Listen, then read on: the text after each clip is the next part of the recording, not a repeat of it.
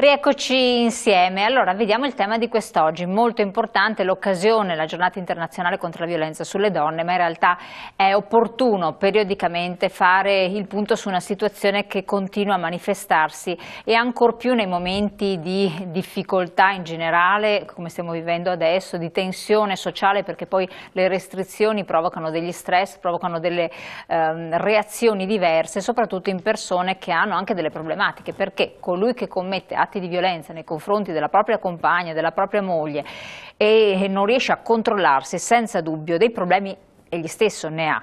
Questo è anche uno spunto che ci aiuterà ad affrontare la questione della violenza nei confronti delle donne, quindi la violenza anche di genere, sotto angolazioni diverse, e capirete anche perché. Interlocutrici qui con noi in studio, in modo particolare Rosanna Bettella, coordinamento donne SPCGIL del Veneto, ben ritornata qui con noi, grazie di essere presente. Roberta Cabrelle, coordinamento donne FNP CISL del Veneto, ben arrivata anche Roberta Cabrelle, grazie. Sì.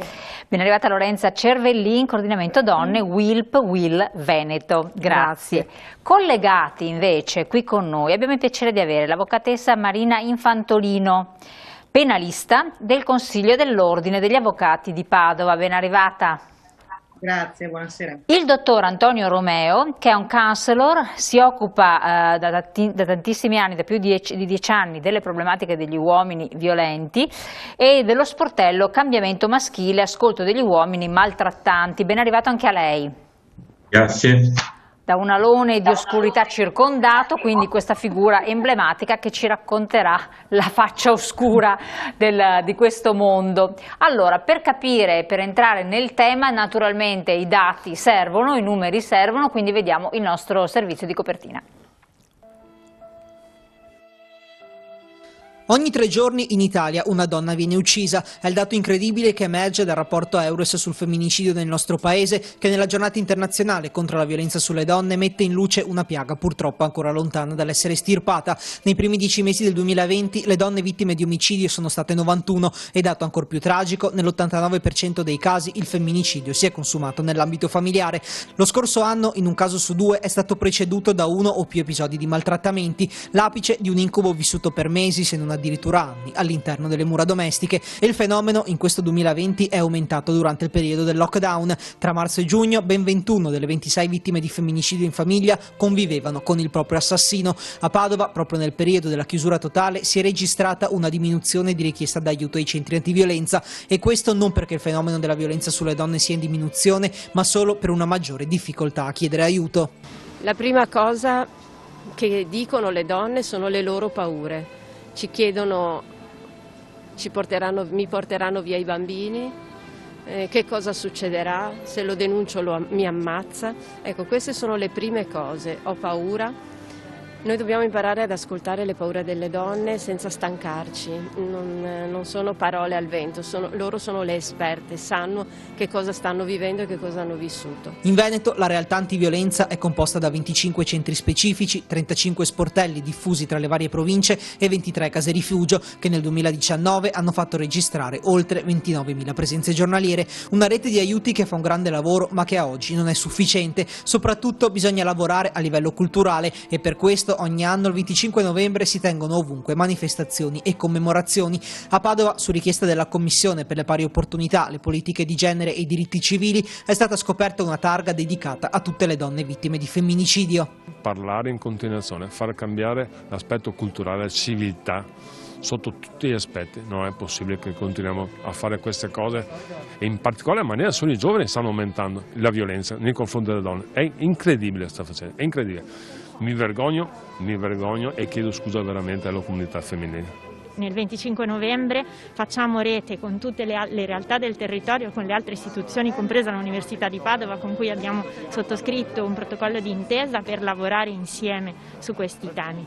E crediamo molto nella necessità di lavorare insieme per creare questo cambiamento culturale che deve partire dalla vita di ciascuno di noi. I collettivi Donne in Nero e Centro Pandora invece si sono ritrovati in Piazza dei Signori per esprimere la loro solidarietà alle donne che nel mondo si mobilitano. Noi volevamo sottolineare il fatto che le donne reagiscono e che si mobilitano in tutte le parti del mondo, per non cadere nel vittimismo, di fare di questa festa un momento solo in cui le povere donne sono vittime della violenza. Mentre il movimento Non Una di Meno ha manifestato in piazza Cavour, decretando anche Padova, come molte altre città, zona fucsia. Deve cambiare il tipo di cultura che nella nostra società ha ancora una connotazione nella quale l'uomo ha una posizione dominante. Se incominciamo dai più piccoli, poi avremo dei grandi responsabili. È un impegno che tutti dovrebbero prendersi, non soltanto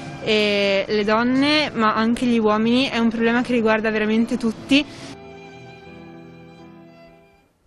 Allora, questo servizio mi serve perché dà diversi spunti. Faccio il giro con voi, poi facciamo anche il giro con i nostri interlocutori collegati. Allora, Rosanna Bettella, innanzitutto c'è stata un'iniziativa che vi ha visto coinvolte, il sindacato a livello unitario, con degli esperti, proprio per analizzare questo fenomeno sotto diversi profili. Fare cultura, questo è l'aspetto fondamentale, fare cultura, che cosa vuol dire? Anche tra le donne, per le donne, non soltanto per gli uomini, perché in realtà il problema, come dicono tanti esperti, a volte nasce proprio dall'educazione che c'è in famiglia. Sì, certamente fare cultura è fondamentale, fare cultura o educazione, la chiamerei più educazione ai sentimenti, alla relazione affettiva, no? Con i bambini, con i più piccoli, nelle scuole, questo sarebbe veramente il massimo.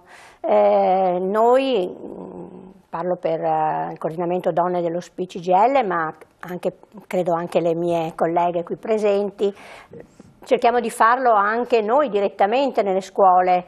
Noi andiamo a parlare, poi essendo donne pensionate, siamo della generazione che hanno fatto le battaglie negli anni 70 per l'emancipazione, per la dignità delle donne, no? Eppure siamo nel 2020 e siamo qua ancora a parlare ancora. Quando voi di parlate, dopo dar parola a tutte, ma un po' per essere rapidi, certo, un po' nelle battute, quando voi andate a fare questa formazione nelle scuole, per esempio, che cosa notate? Che cosa osservate nel tipo di recepimento del messaggio? È una cosa che palle, che barba, queste cose qua, ma le sappiamo benissimo, oppure non mi interessa, che tipo di reazione c'è? Sì, quello che si nota nelle scuole è che i ragazzi e le ragazze intanto non vivono le differenze, le discriminazioni fra donne e uomini.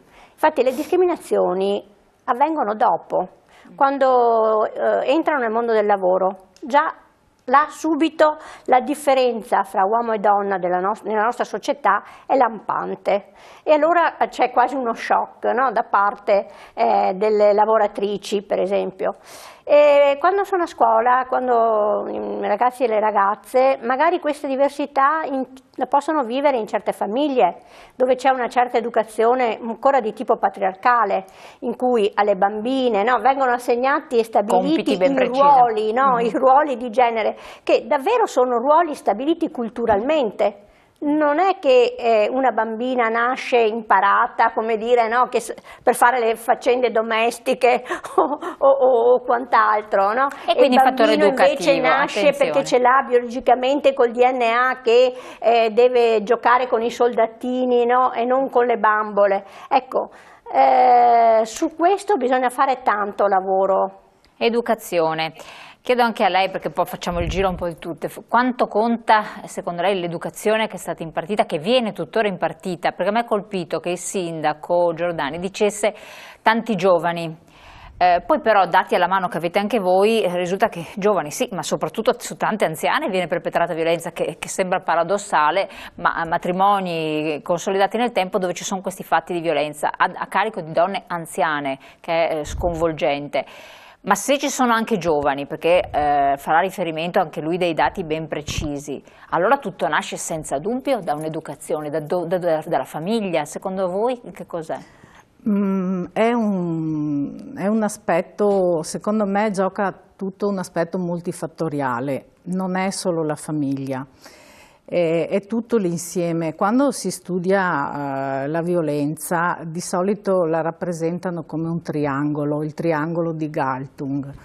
e là si vede che per esempio il femminicidio è la punta di un iceberg, sotto c'è l'educazione, c'è la formazione e c'è anche un aspetto strutturale, come sono organizzate le società, come agisce la politica su questi fenomeni, è una cosa importantissima. Perciò io in questo periodo storico vedo che la vittima, che sia donna, che sia anziana, che sia bambino o bambina, è lasciata sola.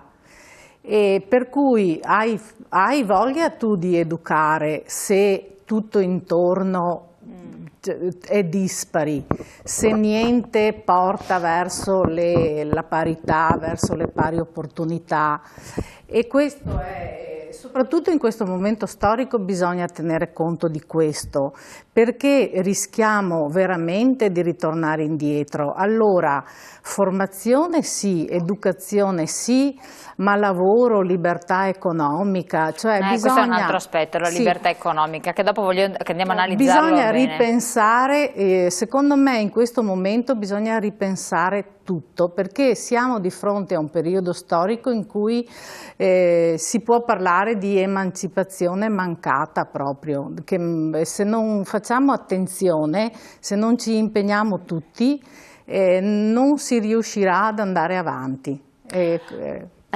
Dopo continuiamo le ganci, perché ha dato diversi spunti anche lei, Roberta Cabrelli, a questo proposito. Quindi diffusione, il primo punto che voglio un po' vedere un po' insieme a voi è questo di l'educazione o la cultura, oppure anche un sistema di messaggi di informazione che a un certo punto non vanno bene, perché qualcosa scatta, si esce dalle scuole molto plausibilmente e poi si entra in un meccanismo perverso. Che cos'è secondo quello che avete studiato?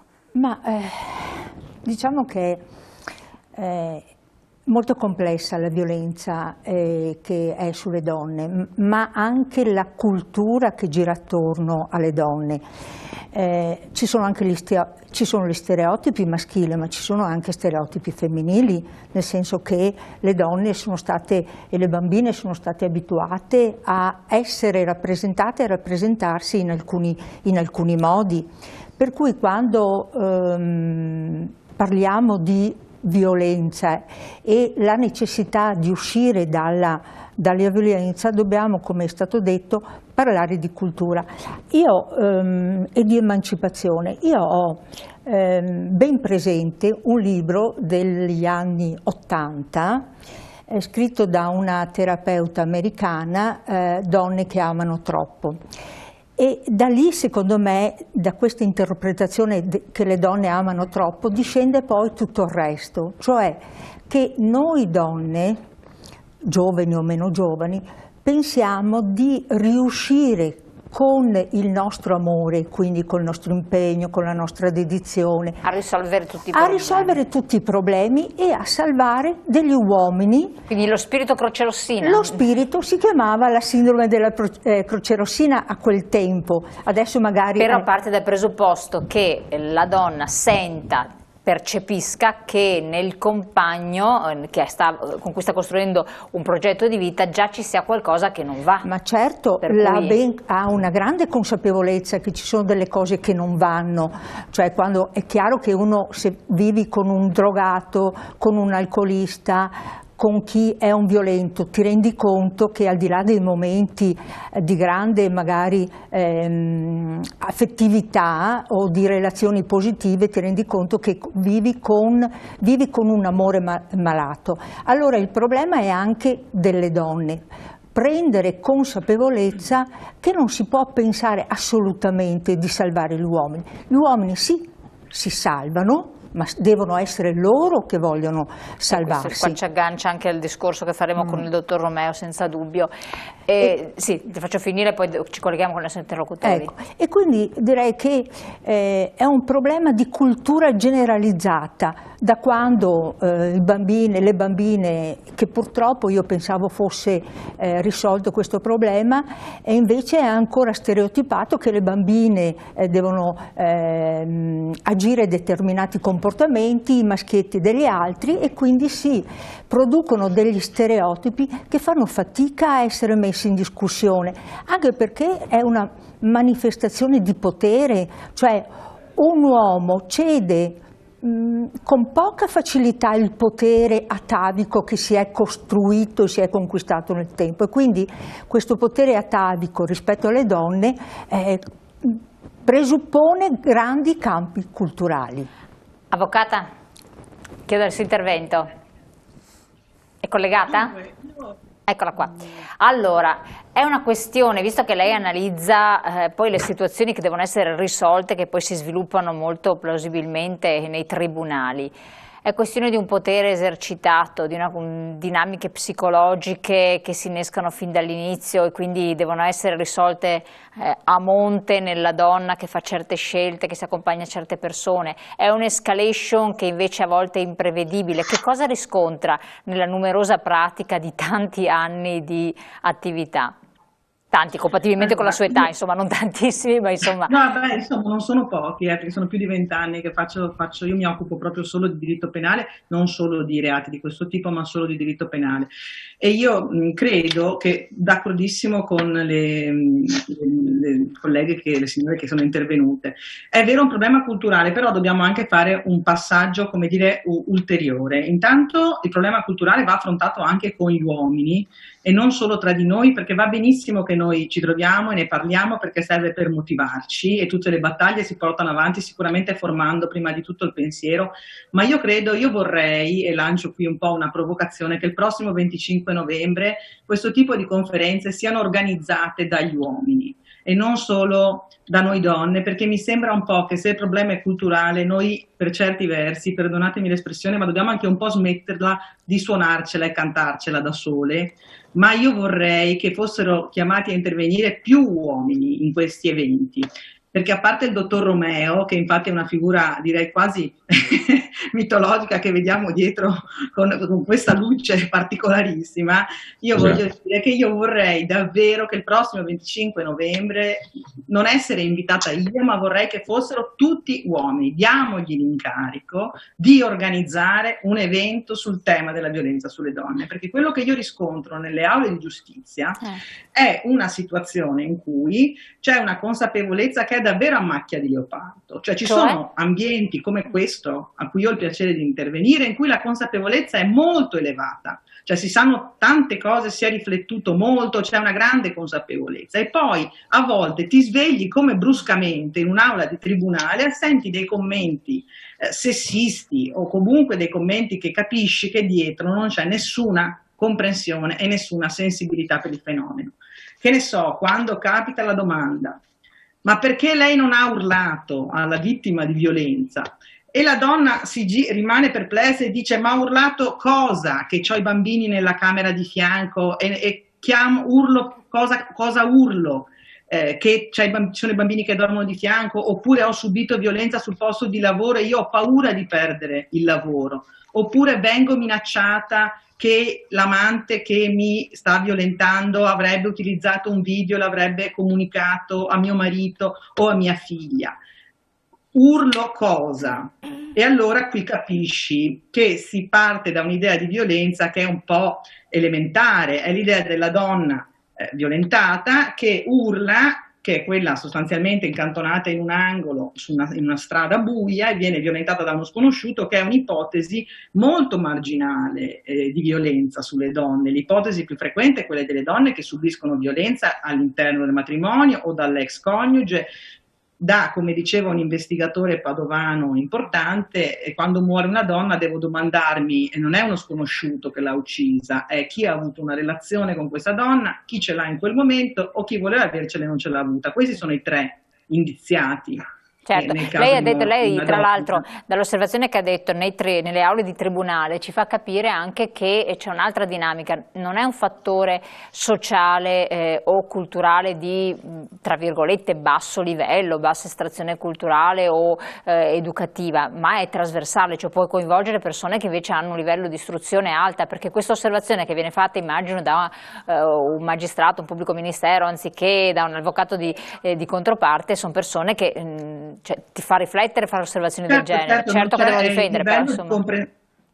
Certo, non volevo interrompere, a livello di comprensione del fenomeno, io noto proprio che in alcuni contesti il livello è molto evoluto, perché tu puoi andare in un ufficio di polizia a denunciare, una donna può andare a denunciare, può trovare un'accoglienza veramente, mi viene da dire, di qualità, perché il problema è complesso, ribadisco, non è l'ipotesi della donna per strada, è l'ipotesi della donna invischiata in una relazione che magari quel giorno ti viene a dire che vuole denunciare e il giorno dopo ti dice che vuole ritirare la denuncia. Questo è frequentissimo. Abbiamo visto anche il recente caso padovano, purtroppo vicino a Padova, è proprio questo, quindi denuncia ritirata. Quindi il fenomeno è, intanto partiamo dalla premessa che il fenomeno è più complicato di quello che si pensa, perché la violenza, diciamo quella più eclatante della donna in strada, è un'ipotesi didascalica, elementare, di scuola e poco frequente, è capitato, però insomma non è veramente quella che provoca tutte quelle morti, tantomeno in periodo Covid, che abbiamo capito che sono morti violenze che avvenivano dentro le mura domestiche. Quindi bisogna partire dall'idea che quel concetto lì lo avranno capito tutti, credo bene, viva Dio, però è un concetto molto basic, bisogna fare un salto di qualità. Allora dicevo, dei contesti in cui la comprensione è elevata, un buon livello, e poi improvvisamente ti trovi davanti invece delle situazioni, magari degli uffici di polizia di provincia, oppure anche capita in aula di tribunale, perché capita, in cui invece il processo viene fatto fondamentalmente alla vittima più che all'autore del reato, e capita appunto di comprendere che non ci siamo proprio con la comprensione di quello di cui stiamo parlando, perché le donne spesso subiscono violenza per minacce, la minaccia di perdere il posto di lavoro, la minaccia sulla carriera, la minaccia di perdere i figli, la minaccia lo vado a dire a tuo marito, situazioni di questo tipo che non sono il caso della donna che urla e sveglia tutto il vicinato perché viene violentata. Allora, dottor Romeo, io adesso voglio appunto affrontare con lei dall'altra parte, quindi lei cosa riscontra invece negli uomini che hanno queste dinamiche, queste problematiche, però ho bisogno di un po' di tempo e quindi andiamo in pubblicità rapidamente, poi possiamo affrontarlo con calma perché incombe la pubblicità, tra poco.